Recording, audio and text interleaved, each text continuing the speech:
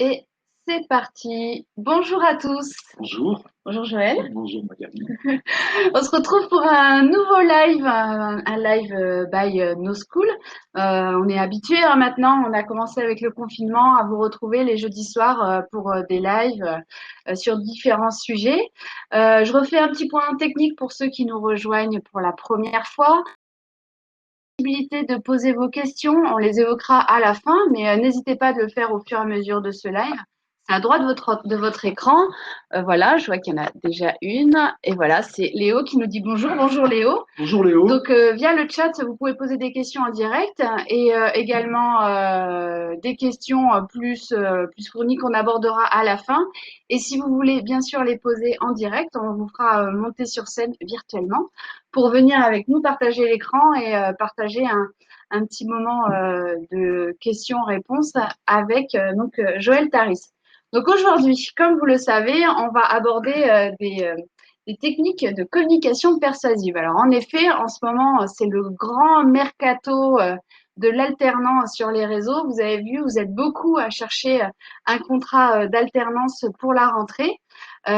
Chez nous aussi, c'est le cas à nos schools, puisque nous avons des chargés de relations d'entreprise qui sont là pour vous mettre en relation avec des partenaires qui recherchent des alternants. Nous avons en ce moment des postes à pourvoir sur les domaines de l'immobilier, de la banque, de l'assurance, des ressources humaines. Mais j'ai envie de dire que quand on vous met en relation avec une entreprise, 90% du boulot pardon, reste à faire puisque c'est à vous d'être percutant en entretien. Donc c'est ce qu'on va aborder aujourd'hui. On va vous donner des petits trucs et astuces pour arriver en entretien super motivé, que vous soyez sûr de vous, de votre projet, et puis que vous mettiez en place ces petits trucs et astuces qui vous permettront d'être percutant et de décrocher ce sésame, ce contrat pour la rentrée. Pour cela, on est très content aujourd'hui donc de recevoir Joël Taris. Joël Taris donc est un expert sur le domaine de la communication persuasive. Il a été pendant longtemps formateur en entreprise et il a depuis une vingtaine d'années, je crois, un cabinet de consulting qui s'appelle Ares Consultant. Et donc, comme vous l'aurez compris, le domaine d'expertise de Joël, ce sont ces techniques donc de communication à l'oral pour être percutant et être efficace dans vos entretiens et dans vos prises de parole en public. Bonjour à tous. Je vois que ça arrive au fur et à mesure. Je parle très vite, alors je vais essayer d'aménager un petit peu pour que tout le monde ait le temps de s'installer devant son écran, de servir un petit verre d'eau, un petit café, 18 heures, ça va, c'est important.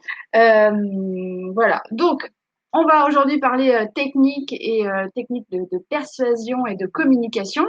Joël, est-ce que vous pouvez nous en dire un peu plus sur ces techniques, s'il vous plaît? Bien sûr, bien sûr. Mais qu'est-ce qui se passe aujourd'hui? Aujourd'hui, nous sommes dans un contexte d'hypercommunication. Juste un chiffre pour mieux vous en convaincre.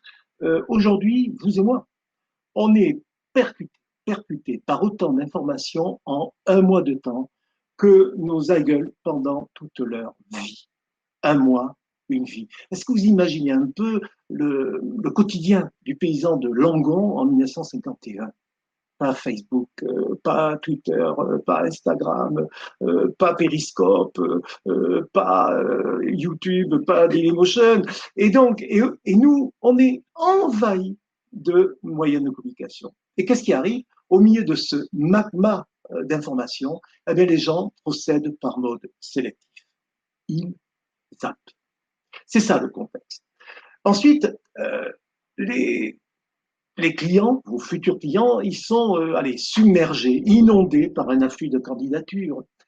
J'ajoute que les entretiens sont banalisés. Les CV se ressemblent. Et puis très souvent, lorsque un candidat rencontre un chef d'entreprise, eh bien, il met l'accent sur son savoir-faire, il met l'accent sur son diplôme.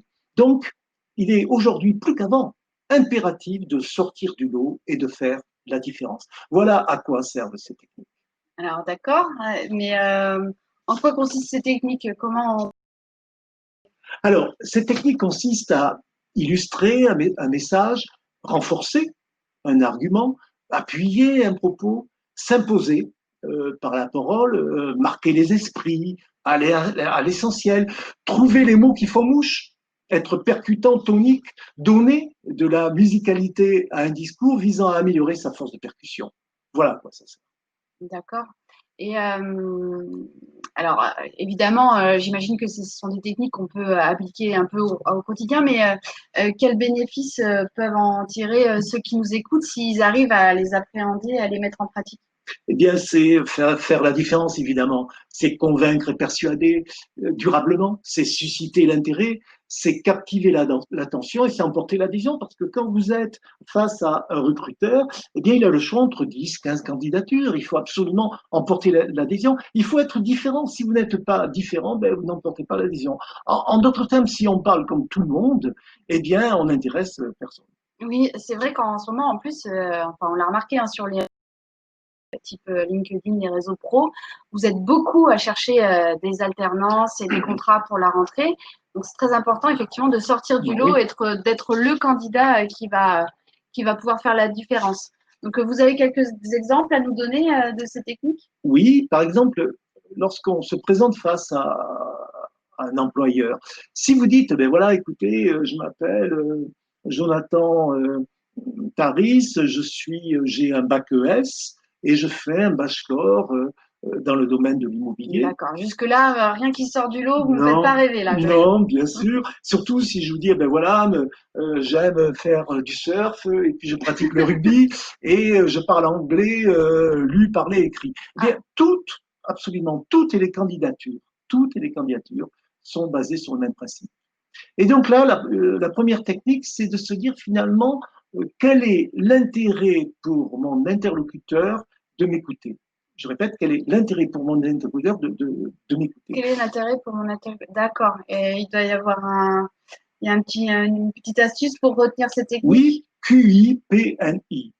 Quel est l'intérêt pour mon interlocuteur de m'écouter? Oui, QIPME, oui, d'accord. D'accord. On essaie de lui plaire et quel est l'interlocuteur? D'accord. c'est ça. Et au lieu d'avoir une présentation qui soit ethnocentrée, c'est-à-dire dirigée vers soi, il faut Mhm. une démonstration qui, en fait, s'articule comme autant de bénéfices pour la personne qui est en face de vous.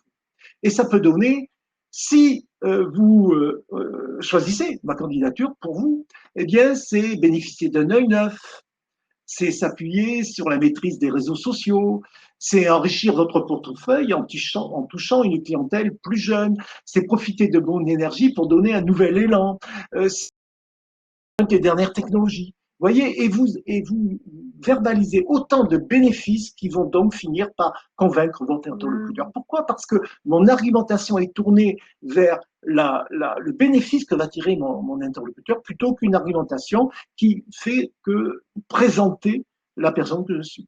D'accord. Mais j'ai peur que si on essaye d'appliquer ces techniques et de penser à ce que va attendre l'interlocuteur, que du coup, ce soit pas très spontané et qu'on ait un discours un peu rhétorique, un peu machine.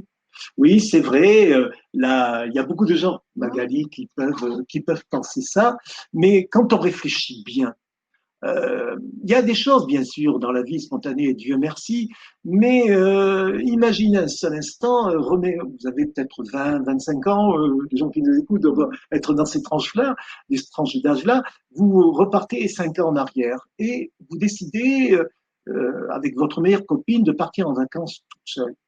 Et à ce moment-là, est-ce que vous n'avez pas préparé un entretien et essayer de trouver les arguments qui visent à convaincre votre papa et votre maman de vous laisser partir toute seule? Ou est-ce que spontanément, vous allez faire la tête pour arriver à convaincre ces mêmes parents de vous laisser tout seul? Non, vous réfléchissez à des arguments. Mais c'est pareil pour tout. Vous voulez faire de la danse et exceller dans le domaine de la salsa, eh bien, vous allez avoir plusieurs cours qui vont vous permettre d'apprendre d'abord la technique de la salsa avant d'y mettre votre naturel. Si vous prenez des gens que vous admirez, comme Blanche Gardin, comme Kev Adams, comme Soprano, Gims, Yanné, tous, absolument tous, ils ont des prompteurs extrêmement précis, extrêmement préparés. Et au milieu de cette préparation, ils peuvent, ici ou là, faire jaillir des improvisations. Mais il n'empêche, le conducteur, lui, est pratiquement est fabriqué, il est pensé, il est réfléchi, il est écrit. D'accord, vous êtes en train de nous dire que tout ce qu'on pense être super spontané, improvisé, finalement, c'est de la dentelle et que tout est millimétré. En fait, Bien sûr.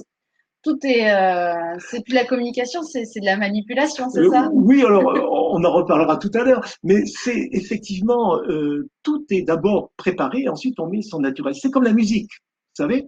Euh, Magali et moi, on va maîtriser le solfège. On ne va pas jouer d'un instrument de musique de la même façon, mais il n'empêche, le point commun qu'on aura entre les deux, ça sera la maîtrise du solfège. Et bien, en communication, c'est exactement pareil. Vous savez, tout le monde parle et tout le monde chante. Bien chanter, ça s'apprend. Mais bien parler, ça s'apprend aussi. Alors, la manipulation. Mais oui, c'est ça, parce que finalement, là, vous êtes en train de nous dire qu'on peut manipuler tout le monde grâce à quelques petites techniques de langage et Alors, la manipulation, vous savez, c'est la manipulation, la persuasion, c'est la différence qu'il y a entre allez, certains meetings de certains hommes politiques extrémistes, et puis les techniques qui sont utilisées au Téléthon, au Restaurant du Cœur, nous faire appel à notre générosité. Ce sont les mêmes techniques. Mais par contre, la valeur morale n'est pas la même. C'est-à-dire que c'est évidemment les mêmes techniques, mais la façon de persuader est la même. Mais la valeur morale qui sont sous-tendues par les idées n'est pas la même. Voilà la d'accord. différence. C'est vraiment l'intention qu'on y met derrière et l'objectif qu'on vise qui va faire si on est dans la manipulation, la Bien persuasion, la sûr. communication avec quand même un objectif bienveillant ou pas. Bien sûr, l'objectif bienveillant. Bon, et là, on est vraiment dans la bienveillance, il n'y a pas de Bien problème. sûr, la vraie manipulation, c'est ce qu'on retrouve parfois sur Facebook ou Instagram, où vous voyez, par exemple, la dernière, c'est s'agissant du coronavirus, il est la théorie du complot. Mm. Ça serait donc un virus qu'auraient fabriqué les Chinois et ça, vous avez des milliers de gens qui suivent cela. C'est ce qu'on appelle de façon très habituelle la théorie du complot. Ça, c'est de la manipulation visant à nous faire croire des choses qui ne sont pas vraies. Mais quand vous tentez de convaincre, je le répète, votre papa et votre maman de vous laisser partir en vacances, c'est des choses vraies, mais c'est la façon de les dire D'accord. qui prime. Alors, on a préparé, enfin, vous nous avez préparé quelques exemples et contre-exemples de Oui, discours convaincants ou pas oui, très. oui, Euh, il y a d'abord, on va d'abord voir ce qu'il ne faut pas faire. Et le premier exemple, c'est notre ministre de l'Éducation nationale qui va s'exprimer dans une télévision, vous allez voir, au sujet du déconfinement s'agissant de nos classes pour les petits. allez, je vous Et me... donc l'objectif, il parle, il s'adresse, c'est ça qui est très important, il faut savoir toujours le contexte, il s'adresse aux mamans et aux papas qui regardent cette émission. Allez, Écoutez-le. ça dure 40 secondes. On débriefe juste après. Hop.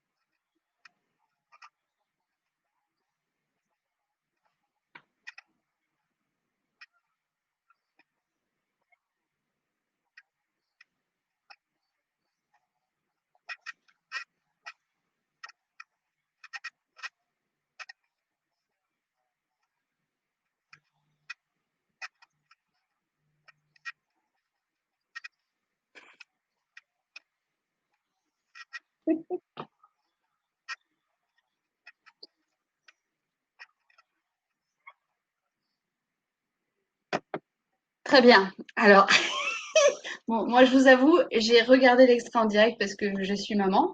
J'ai rien compris sur le moment. Et là, j'ai essayé de me concentrer quand même pour comprendre. Je vous promets, j'ai essayé de me concentrer, mais en vérité, j'ai rien compris. Ben oui, c'est tout à fait normal parce qu'en fait, il fait une erreur technique. Vous voyez, son discours est extrêmement précis, mais j'allais dire trop précis. Parce que mettez-vous dans à la place d'une maman qui regarde cela. Il convient d'abord de la rassurer avant de lui expliquer les choses. Et lui, il explique les choses, mais il est tellement précis qu'il rassure personne. Et donc, du coup, au bout d'un moment, les gens zappent. Ça, c'est parler de façon très précise, très cartésienne, qui fait que les gens n'adhèrent pas. Mais c'est exactement pareil quand vous êtes devant un employeur. Si vous appuyez sur vos caractéristiques techniques, ce que vous avez appris, etc., eh bien, vous n'allez pas à le rassurer. Il faut d'abord le rassurer, il faut d'abord le percuter avant d'expliquer qui vous êtes. Mais il faut le percuter. Et l'objectif de la communication persuasive, c'est de percuter les gens avant de leur expliquer les choses, mais ne jamais penser qu'on percute en expliquant. C'est exactement ce que fait Castaner. D'accord. D'abord, percuter, rassurer, Et ensuite, expliquer. et expliquer, c'est Donc, ça. en fait, on ne parle qu'à la fin de son diplôme et son Oui, cursus. c'est ça. Mais par contre, la première des choses, c'est qu'est-ce que je peux vous apporter. D'accord. Alors maintenant, on va regarder le bon Oui, élève. oui, oui, on va regarder, vous avez tous bien sûr été frappés par l'affaire George Floyd. Et effectivement, c'est un chroniqueur qui s'appelle Guillaume Bigot qui s'appuie sur la déclaration d'Omar Sy, hein, qui était, voyez là,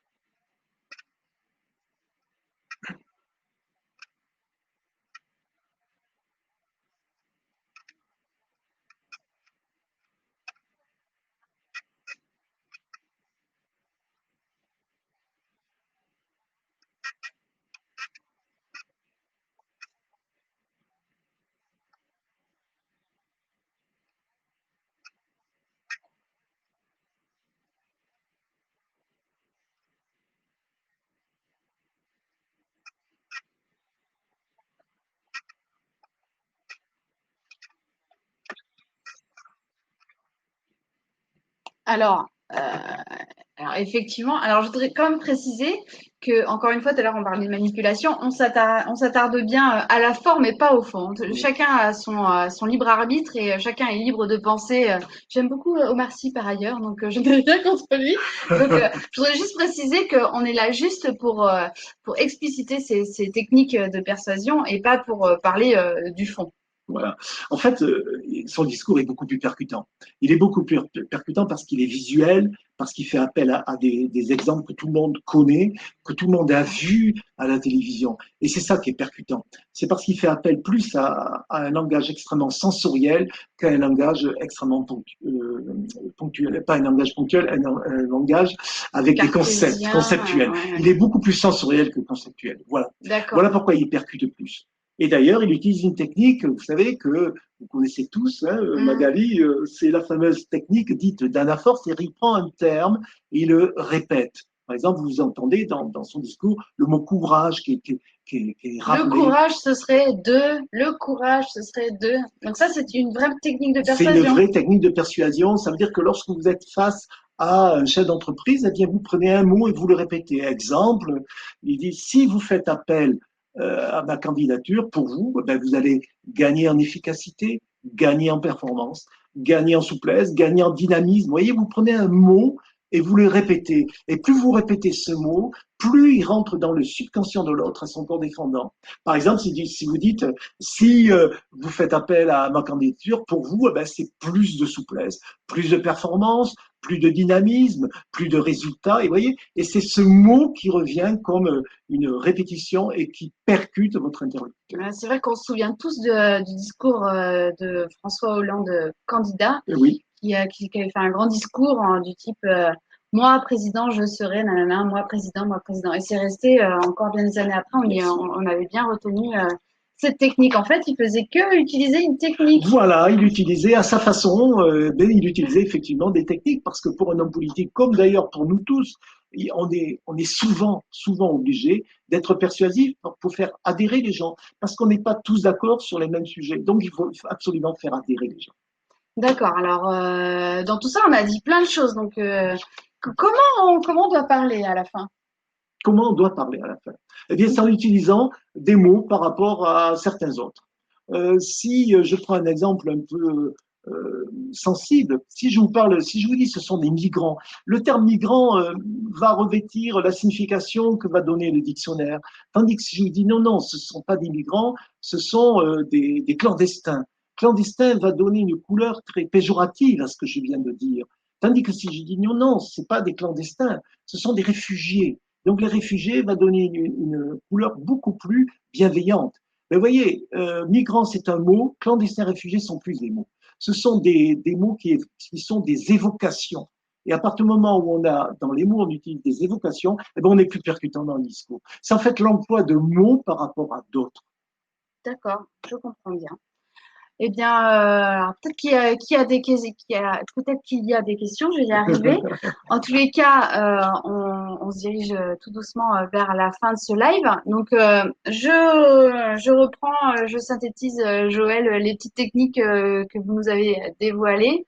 Donc, QIPME, toujours s'intéresser à son interlocuteur et qu'est-ce qu'il va attendre de moi. Je sais, déjà perdu l'acronyme. Non, QIPMI. Quel intérêt pour mon Oui, interlocuteur? c'est ça. Quel Quel intérêt intérêt pour pour mon mon interlocuteur? interlocuteur? Très bien, donc il y a ça. Toujours être rassuré avant d'expliquer et d'aller dans la technique, installer un cadre bienveillant et rassurant. Utiliser, si on veut, des anaphores. Donc, Oui, moi, si vous m'embauchez, je vous apporterai ça. On n'en a pas parlé aussi, mais l'intonation et donner aussi de la fluctuation dans sa voix. Moi, je vais être persuasif parce que je suis jeune. c'est ça. Donc, n'hésitez pas aussi à appuyer sur des syllabes pour éviter que votre interlocuteur ne s'endorme pendant C'est ça. l'entretien. C'est ça, parce que les gens vous zappent très très vite. Regardez, dès lors qu'ils prennent leur portable, leur smartphone, ça veut dire que vous les intéressez pas, ça veut dire que vous les avez pas percutés. Très bien, effectivement. Est-ce que vous avez des questions? Alors, on a Enzo. Enzo, est-ce que tu veux poser ta question en live ou est-ce que tu veux que je la lise pour toi? Réponds-nous, comme tu veux. Bon, je la lis. Lors d'un entretien, ah, je veux bien. Alors, je te fais rentrer sur scène, Enzo, monter sur scène et comme ça, tu vas pouvoir la poser directement. Voilà. Normalement, tu vas avoir une invitation pour pouvoir monter sur scène.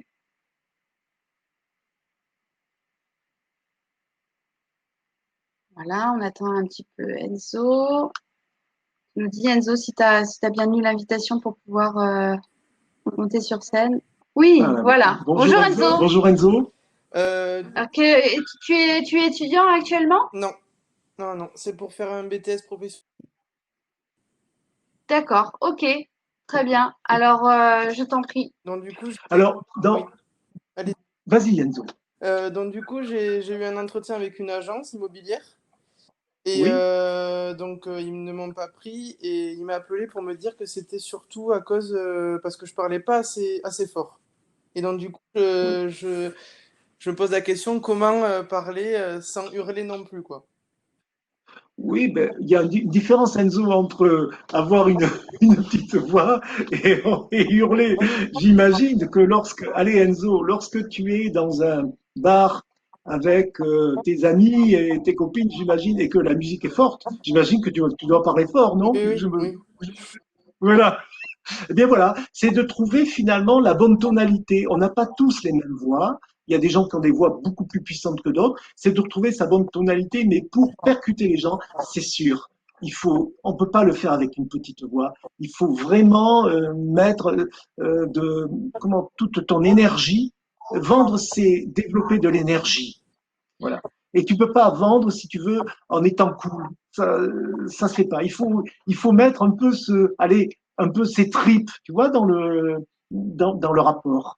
Et je dirais également que, alors peut-être que l'émotion, le contexte de l'entretien, parfois nous fait un peu bloquer le diaphragme et la Oui, voix. c'est ça. Mais essaye de, si ça se reproduit, essaye de penser, imaginer qu'il y a quelqu'un derrière ton interlocuteur et que tu t'adresses à lui derrière.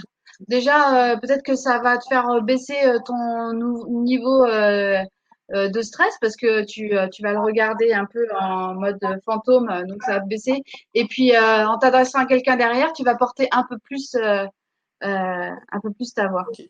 Voilà. Mais ça s'apprend, tu sais, Enzo, c'est vraiment de l'entraînement, ça s'apprend. Et puis, le stress, on l'a tous, mais plus tu te prépares, moins tu es victime de ton stress. Voilà, c'est une question de préparation. On est tous timides, hein, Enzo, je te rassure, hein, celui qui te parle en face, tu vois, pourtant j'ai l'habitude de parler, eh bien je suis toujours très timide. D'accord. Tu vois. T'as d'autres questions, Non, Enzo? c'est bon. Merci beaucoup. Bon, à bientôt alors. À bientôt, Enzo. On a visiblement, alors Nicole qui dit, est-ce que c'est un motif valable ça pour en entretien? Je crois que malheureusement les candidatures sont tellement pléthoriques que on peut aussi faire la différence entre des candidats sur des motifs aussi minces. Voilà, dire non à cause de son intonation, oui, oui, ça peut arriver parce que on est sur des métiers quand même où la relation commerciale et la relation humaine est très importante. Donc encore une fois, c'est pas, c'est effectivement, ça peut paraître un détail et un motif assez faible, mais quand vous recevez 30, 40 candidats et qu'il y a autant d'entretiens à faire passer, bah, parfois, il faut faire la différence sur des points de détail. Mais regardez, c'est bien normal. Mettez-vous à la place d'un agent immobilier.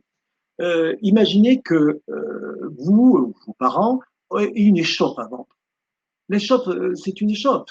Et donc, elle est à Nansouty, c'est le même produit, et il a le choix entre 3 ou 4 agents immobiliers pour le mettre en gestion. À qui va le donner? Eh bien, à la personne qui sera la plus persuasive.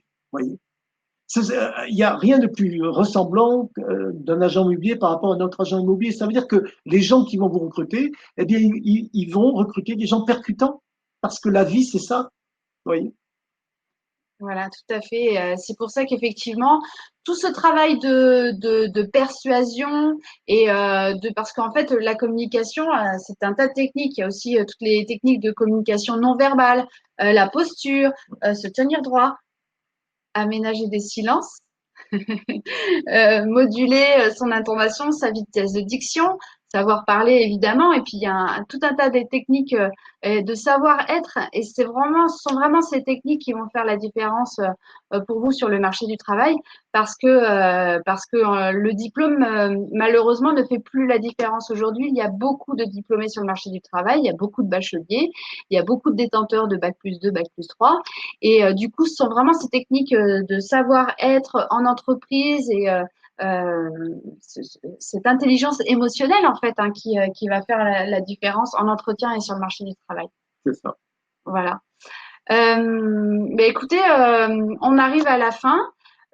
Si vous avez d'autres questions, n'hésitez pas. Je voudrais ajouter qu'on se retrouve jeudi prochain pour un nouveau live qui s'attachera au talent que nous avons tous en nous parce que nos schools, c'est aussi ça, en fait, on est des révélateurs de talent. On sait que vous avez tous des qualités à mettre en avant et à travailler.